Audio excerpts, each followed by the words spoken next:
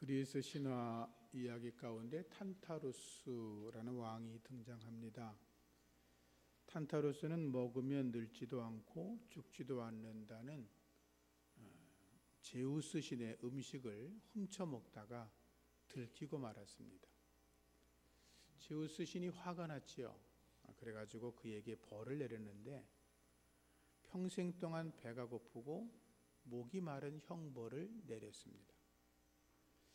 그래서 그때부터 이 탄타루스는 물을 마시고 싶어서 손을 쭉 내밀면 컵에 담겨진 물이 뒤로 쭉 이렇게 물러납니다.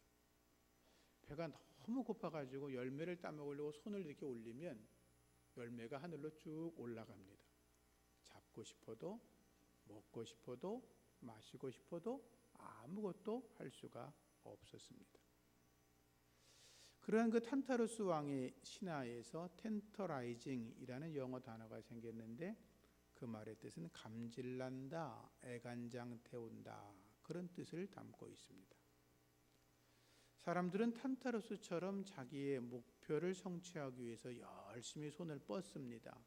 그런데 이상하게도 잡은 것 같은데 미꾸라지처럼 빠져나갑니다.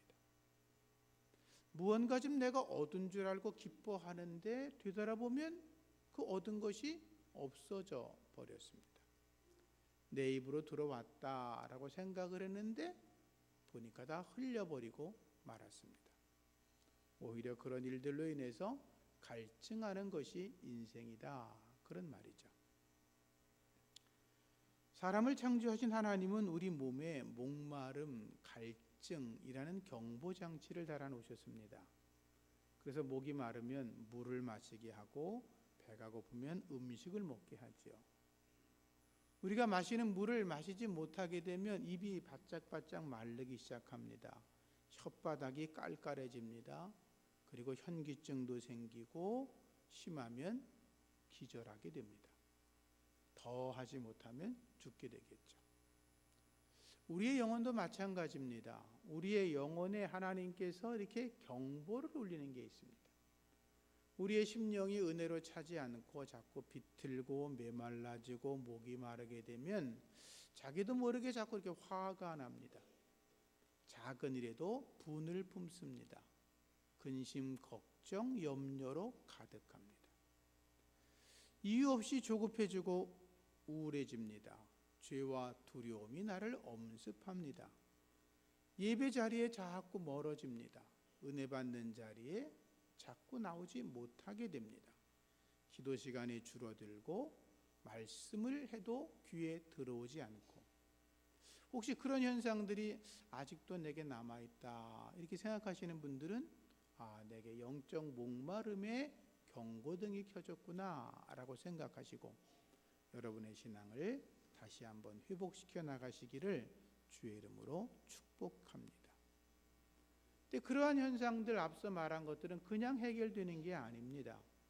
그냥 또 놔두면, 방치하면 마음이 강팍하게 되고 영혼의 기쁨과 평안이 사라지게 됩니다. 성령의 생수로 여러분들의 목마름을 해결하시기를 축복합니다. 많은 목사님들이 한국교회를 염려하시지요. 한국교회를 염려하면서 많은 분들이 그런 얘기를 합니다. 한국교회는, 한국교회 성도들도 사대교회와 같다, 이런 표현을 합니다. 사대교회는 성령께서 뭐라고 말씀했냐 하면 살았다는 이름은 가졌으나 죽은 자라, 이렇게 책망을 받았습니다. 나는 살았다고 생각을 하는데 실상은 죽었다는 것입니다. 우리 교회가 살아있다라고 생각을 했는데 사실은 죽었다는 것입니다. 그것이 오늘날 한국교회를 염려하는 영적 지도자들의 메시지입니다.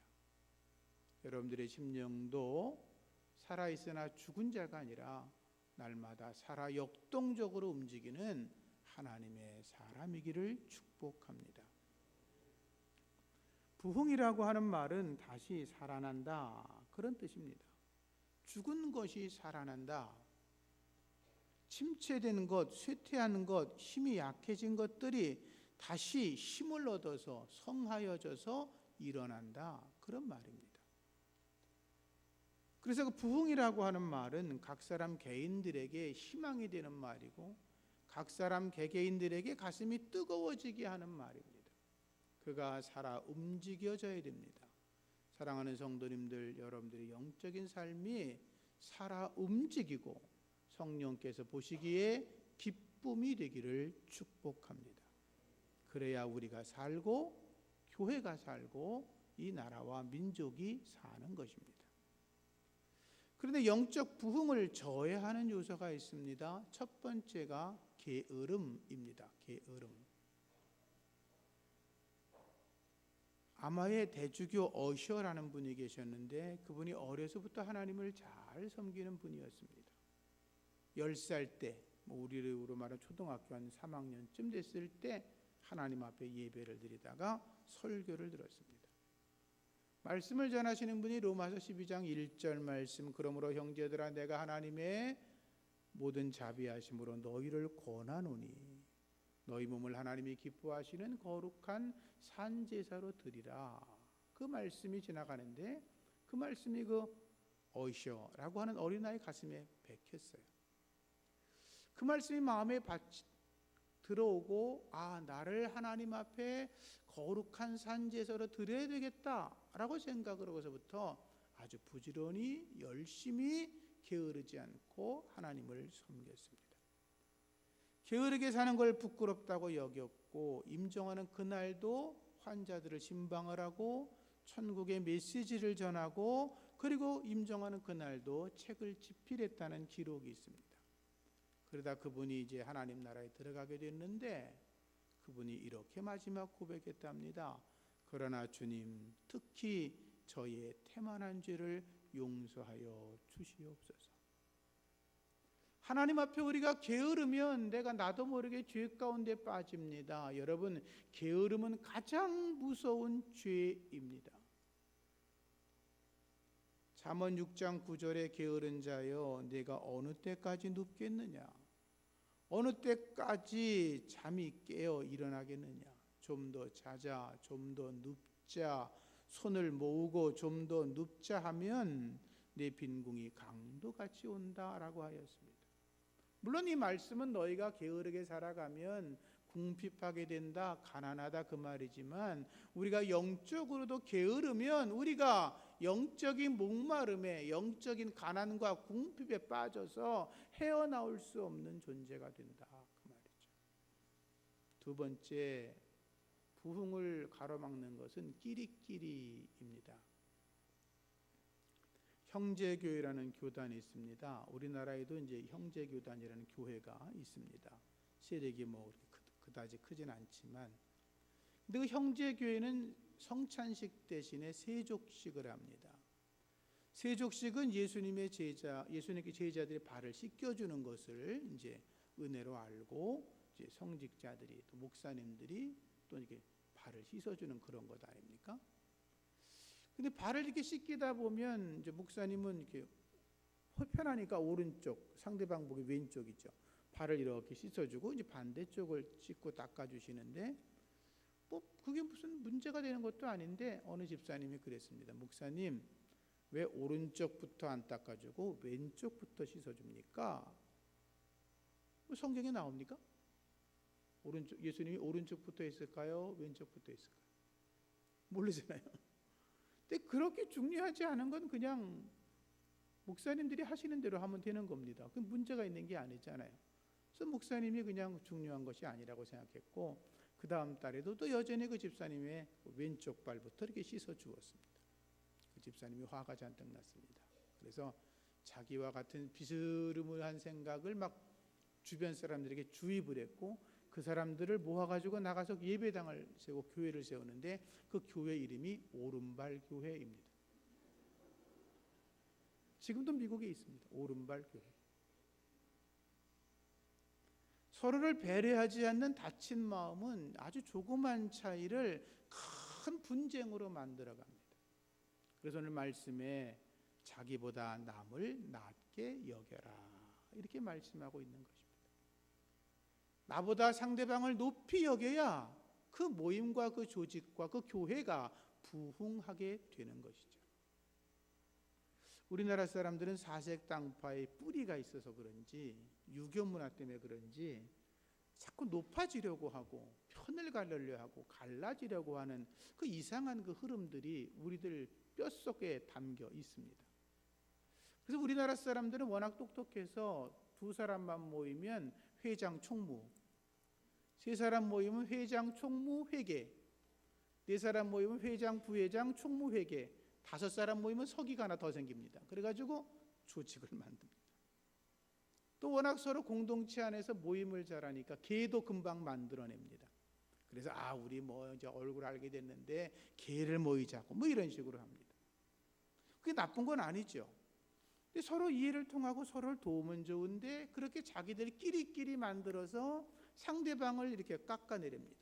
상대방이 잘하면 높여주고 인정하고 박수 쳐주고 참 너무 고맙다고 해야 되는데 상대방들이 잘하면 막 비난하고 조롱하고 깎아내리고 어떻게 해서든지 못하게 가로막습니다. 그리고 자기들 회장 총무 자기들이 모인 데는 그냥 잘못된 일도 잘한다고 자꾸 그렇게 일을 만들어가요. 그래서 전체적인 모임을 망가뜨린 일들이 왕왕 있습니다. 정치하는 사람들은 파벌이 많고 또 조직 안에서도 사조직이 많고 한국 교회 안에는 교파도 많고 요즘 우리나라는 비선 조직 때문에 또 시끄럽지 않습니까? 하루빨리 그런 것들이 사라져야 되는 것이죠. 교회 안에서도 자신의 세력을 구축하려고 하는 보이지 않은 사탄의 세력들이 있습니다. 그 사탄의 세력을 물리치고 성령 안에서 한 마음으로 주를 섬겨 나가는 우리 모두가 되기를 주의 이름으로 부탁합니다. 같은 말, 같은 뜻, 같은 생각을 가지고 주를 섬겨야 된다라고 말씀은 이야기하고 있습니다. 그 다음 부흥을 망치는 또 하나가 뭐냐 하면 교만입니다. 부흥사들이 이제 가끔 집회 참석하면 그분들이 재밌는 말을 만들어낸 것 중에 하나가 뭐냐 하면 교회 안에 말방구 신자가 있답니다. 말방구. 들어보셨죠? 말썽꾸러기, 방해꾼, 구경꾼. 아주 말씀을 재밌게 만든 것 같아요. 잃어버리지도 않죠. 말방구. 이런 사람들의 특징은 자기가 제일인 것을 알아주지 않는다. 이런 생각을 가지고 있습니다. 이런 분들은 자기들이 주도적으로 하는 일에 대해서는 불평하지 않습니다. 자기 자랑하고 자기 일을 알아달라고 하고 여기저기에 말하고 다닙니다. 다른 사람들이 하는 일은 가만히 보고 있다가 비판하고 파토내고 그리고 비방하고 회방을 놓습니다. 열심히 일하는 사람들에게 협력하지 않습니다. 교회 안에 새 가족이 들어오면 노골적으로 시기합니다. 저 사람이 언제부터 우리 교인이었지? 이렇게 은근히 깔아뭉갭니다. 자기보다 못한 사람이 들어오면 가만두는데 뭔가 열심을 내기 시작하면 이렇게 비교하면서 판단을 합니다. 그런 교회는 절대로 부흥하지 않습니다. 우리 안에 그런 마음이 남아있다면 우리가 하나님 앞에 회개해야 합니다. 정말로 여러분들이 나의 영적 부흥을 원하고 하나님의 거룩한 교회 부흥을 정말로 원하시면 하나님 앞에 철저하게 회개하고 거듭나지 않으면 새로워질 수가 없는 것입니다. 자신을 처 복종시켜 하나님 앞에 서시기를 축원합니다. 게으름, 끼리끼리, 교만 이런 것들이 계속되면 하나님이 참으시다가 안 되면 하늘문을 닫아버리십니다. 메뚜기들을 동원하셔서 그들의 모든 걸 다 쓸어가십니다. 질병으로 자신과 가족과 주변 사람들에게 질병이 임하게 됩니다. 제 말이 아니라 역대하에 그 말씀이 있습니다.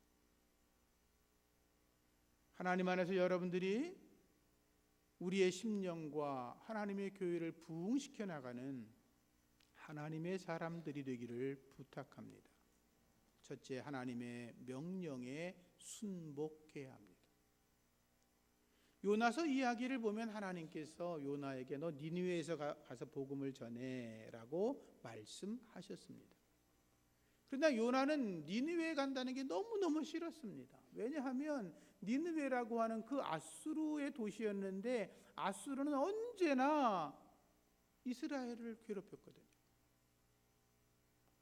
저도 어릴 때 일본 사람들에게 마음이 안 좋아서 일본 사람에게 예수 전하라 그러면 제가 뭐 일본 말도 못했지만 이게 뭔가 이게 아닌 것 같은 그런 감정들이 있었거든요. 물론 성숙해지니까 하나님의 뜻은 그게 아니구나라는 걸 이제 알게 됐지만, 그런데 이 요나가 그랬다는 것입니다. 마음이 열리질 않았습니다. 니느웨로 가라. 그러니까 하나님의 낯을 피하여, 성경에 그렇게 돼 있잖아요. 다마스커스로 도망을 가다가 아시는 것처럼 풍랑 만나고 어쩌고 저쩌고 해서 회개해가지고 다시 니느웨로 가지 않습니까? 그런데 이 요나가 니느웨에 가서 뭐 큰 소리로 회개하라 그랬을 것 같지는 않아요. 제 생각에 그냥 기분이 나쁘니까 억지로 끌려오긴 했는데 니느웨 사람들에게 아마 조용히 말했을 겁니다. 니들 회개하지 않으면 40일 있다가 망해. 아마 그렇게 아마 지나가면서 얘기했을는지 모르겠어요. 그런데 기적이 일어나지 않습니까? 니느웨 사람들은 그 요나의 영혼 없는 메시지를 듣고도 회개하고 그 도시가 전체 변화되고 왕부터 집에서 기르는 짐승까지 회개하며 주님께 돌아오지 않았습니다. 우리가 요나처럼 되면 안 됩니다. 늘 말할 때 그러죠. 내가 문제가 아니라 이러면 내가 문제야 그러면 하나는 저쪽 갔는데 세 개는 나한테 오잖아. 그죠? 내가 문제인 거예요. 내가 문제인 거예요. 내가 나가서 복음을 전하지 않는데 어떻게 복음을 듣지 않은 사람들이 회개할 수가 있겠습니까? 내가 복음을 전하지 않는데 어떻게 그 사람들이 예수 믿겠다고 주 앞에 돌아올 수가 있겠습니까? 내가 입을 열어서 당신도 예수 믿으세요. 하나님이 우리에게 구원을 선물로 주셨는데 예수 믿어야 천국 있고 예수 믿지 않으면 하나님의 영원한 심판이 있다는 말을 내가 입으로 말하지 않는데 어떻게 교회가 부흥되기를 원하십니까? 그건 거짓이죠.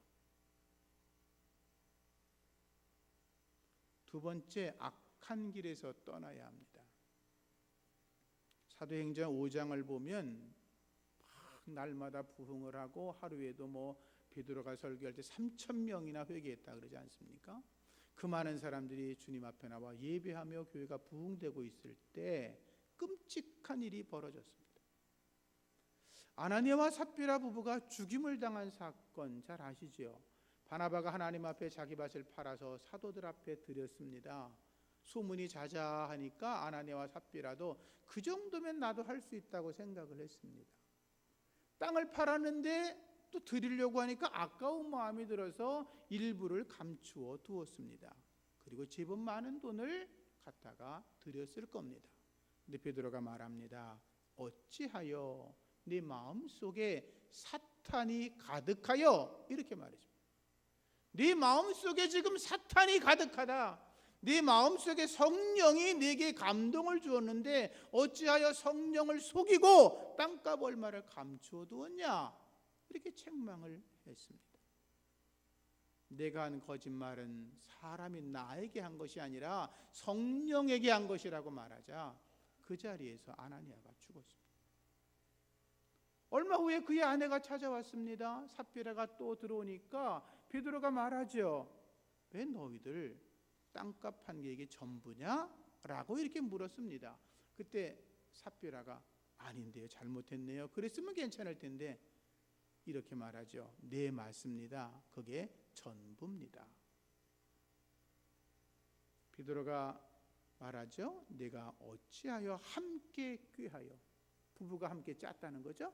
주의 영을 시험하려 하느냐 말하자 그녀는 죽었다고 성경에 되어 있습니다. 부흥하는 교회에 사람이 죽어나갔습니다. 얼마나 끔찍한 사건입니까? 교회가 얼마나 그것으로 인해서 혼란이 생겼겠습니까? 그런데 초대교회 성도들은 그 사건을 보고 깨달은 바가 있었습니다. 하나님 앞에 우리가 범죄하면 안 되겠구나. 성령을 속이면 안 되겠구나. 하나님이 하시는 일 앞에 서야 되겠구나. 악한 길이 아니라 하나님이 말씀하시는 길, 성령께서 명하시는 일 앞에 온전히 서야겠구나 라고 그들은 깨달았던 것입니다. 하나님의 말씀, 성령의 말씀, 의의 길에 온전하게 서는 우리 모두가 되기를 축복합니다. 하나님의 것, 사람의 것을 취하면 안 됩니다. 도둑질하면 안 됩니다. 주님 앞에 온전한 믿음으로 살아가는 우리 모두가 되기를 축복합니다. 세 번째, 겸손해야 합니다. 성자 어거스틴은 기독교인이 갖추어야 될 세 가지 덕목에 대해서 말할 때 첫째는 겸손, 둘째도 겸손, 셋째도 겸손이라고 말했습니다. 겸손한 사람의 얼굴은, 겸손은 사람의 얼굴을 빛나게 만듭니다. 겸손은 사람의 얼굴을 존귀하게 만듭니다. 겸손은 그 겸손한 사람의 삶을 아름답게 만들고 덕스럽게 만들고 그 사람 주변에 사람들을 모이게 만듭니다. 하나님의 거룩한 교회가 부흥되기를 원하십니까? 그러면 겸손하시기 바랍니다. 여러분들의 겸손 때문에 더 많은 사람들이 주께로 돌아오게 될 줄로 믿습니다. 옛날에 양반집 딸이 시집을 가는데 몸종 하인이 따라갔습니다. 그 하인은 이제 따라가는데 길을 건너가는데 물이 이렇게 흐르다가 뭐 어떻게 걸었는지 모르지만 이 시집갈 아씨가 물에 빠졌습니다.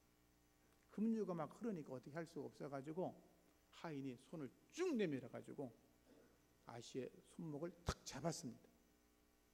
그러자 그 아씨가 양반집 딸이 탁 째려보면서 이렇게 말했습니다. 하인 주제에 어디 양반집 귀수의 손을 잡아? 그러니까 하인이 얼마나 놀랐겠어요. 아이고 아씨 죄송합니다. 죽을 죄를 졌습니다. 그러면서 손을 탁 놨어요. 그 순간 양반집 귀수는 물에 떠내려가서 죽었습니다. 자신을 낮추는 자에게 생명의 은혜가 임하고 자기를 낮추는 자에게 하나님의 은혜가 임하는 줄로 믿습니다. 기도해야 합니다. 새를 보면요, 새의 그 무게 중에서 새의 그 여러 부위가 있잖아요. 새가 제일 무거운 게 뭐냐면 날개입니다. 날개. 이렇게 조그만 게 날개를 펴면 쭉 굉장히 크지 않습니까? 날개가 제일 무겁습니다. 근데 이 무거운 날개를 억지로 해가지고 흔들면 하늘을 높이 납니다. 하늘 높이 그냥 나는 게 아니라 사실 하늘 높이 올라가면 기류라 그러죠. 기류를 타고 가만히 있는 겁니다. 그러면 온 세상을 쳐다보는 것입니다. 여러분, 신앙생활에서 제일 무겁고 힘든 게 기도입니다. 교회 나오는 것 자체가 힘들지 않습니까? 또 교회 나와 기도하려고 해도 기도가 안 되지 않습니까? 훈련이 안 되면 기도도 잘 안 되죠. 물론 안 그러신 분도 많이 계시지만, 그런데 내가 힘을 내고 믿음의 은총을 받고 성령의 능력을 받아서 기도의 날개가 쫙 펴지면 우리는 남들이 경험해 보지 못한 거룩함의 은혜로 비상할 수 있습니다. 기도의 날개를 펼치시기를 축복합니다. 기도하는 자를 통해서 하나님이 일하시는 것입니다. 여러분들이 아무리 열심히 일을 하신다 그래도 기도하지 않으면 신앙생활의 기본이 뭡니까? 기도 아닙니까? 그렇잖아요. 신앙생활의 기본은 기도입니다. 기본이 갖춰지지 않았는데 어떻게 하나님 앞에서 내가 성령의 은혜로 주님의 일을 감당할 수 있습니까? 세상 사람들도 늘 뭘 하려고 하면 말하죠. 기본에 충실해. 기본기를 다져. 프로 선수들도 무슨 운동하면 기본부터 시작하지 않습니까? 운동을 못해서가 아니라 기본부터 다지죠. 우리 다시 한번 새벽에 나와 기도하는 것부터 여러분들 자신을 단련시켜 나가시기를 축복합니다. 그래야 내가 살고 교회가 부흥하는 것입니다. 마지막으로 하나님의 거룩한 교회가 부흥하기를 원하면 대가를 지불해야 됩니다. 서울의 어느 모 교회는 오래된 얘기예요. 선교인들이 재산의 11조를 하자라는 운동이 벌어졌다 그럽니다. 100가정이 참여를 했고 교회는 그 일로 인해서 부흥의 은혜를 경험했다고 그럽니다. 어떤 교회는 추수감사절 때 하나님께 특별히 감사하지 않습니까? 그런데 이것도 오래된 얘기입니다. 하루에 1,000원씩 감사하자라고 해서 모아서 그 추수감사절이 되면 365, 36만 5천 원을 하나님 앞에 감사로 드리는데 80%의 성도가 동참했다 그럽니다. 그 일로 하나님의 일을 하고 선교를 하고 가난한 사람을 구제하고 그러면서 교회가 더 힘을 얻었다고 그러죠. 캐나다 토론토에 가면 피플스 처치라고 있습니다. 그 교회가 맨 먼저 5명의 선교사를 파송하기 시작해서 1954년경 11월까지 325명의 선교사를 파송했습니다. 제가 1994년도에 그 교회를 방문하러 갔었는데요. 그 교회는 그때도 1년에 2번 총회를 합니다. 연말에 우리처럼 사무총회를 하고 여름에는 선교총회를 하는데 1년에 수백 명의 5,000명 모이는 교회 성도거든요. 그런데 우리나라 같으면 5,000명이면 건물이 아주 어마어마할 텐데 그 교회는 아주 그렇게 보이지 않았어요. 근데 그 많은 성도들이 수백 명 전 세계 구석구석에 선교비를 보내고 있었어요. 저도 그 교회에서 보내는 장학금으로 대학을 다녔거든요. 하나님 앞에 우리가 대가를 지불하지 않고 부흥을 이야기하는 건 거짓이고, 대가를 지불하지 않고 부흥을 달라고 하는 건 위선이죠. 하나님 앞에 우리가 정말로 부흥을 원하시면 우리의 삶에 변화가 있어야 될 줄로 믿습니다. 부흥은 하나님의 사람들이 그 대가를 지불할 때 비로소 임하는 거다. 토론토 교회의 스미스 목사가 한 말입니다. 오늘 우리가 하나님 말씀 빌립보서 2장 1절로 4절 말씀을 보았습니다. 그 말씀을 보시면 2절에 마음을 같이하여 같은 사랑을 가지고 뜻을 합하여 한 마음을 품어라고 되어 있습니다. 한 마음을 품으라는 것입니다. 3절 말씀 보면 하반절에 각각 자기보다 남을 낮게 여기고 라고 했습니다. 4절 하반절에 보면 중반 이후에 또한 각각 다른 사람들의 일을 돌아보아 나의 기쁨을 충만하게 하라. 너희 빌립보 교회가 다른 사람들의 일을 돌아보면서 나의 기쁨, 바울 자신을 얘기하는 거죠.